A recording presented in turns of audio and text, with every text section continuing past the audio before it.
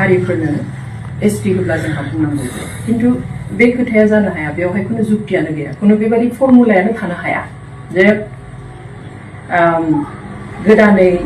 मोनद' हारिफोरखौ एसटि खालामगोन आरो गोजामफ्रा खहा जाया बे जानोनो हाया खहा जाथारगोन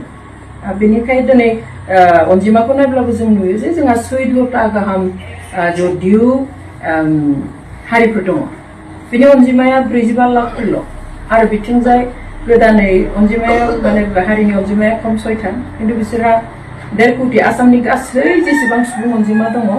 बेनि खावसेयानो बिसोर अब्ला माबायदि बेलेन्स जानो बे बेलेन्स जानोनो हाया आरो थाखानाय एसटिफोर माने फोरनि जेबो खहा खालामालासिनो गुबुन एसटि होगोन होननानै बुंनाया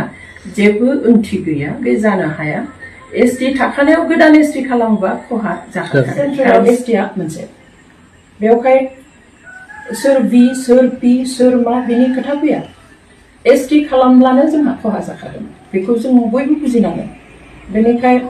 गेजेर गेजेर बाथ्रा बुंनानै बा बिसोरहा मोनब्लाबो जोंहा बुंनांगौ गैया जोंहा खहा जायाबानो जाबाय बेखौ जों साननाया गोरोन्थि जागोन जोंहा खहा जाथारगोन खुनु पदे बियो माने बेलेन्सबो जाखानाय नङा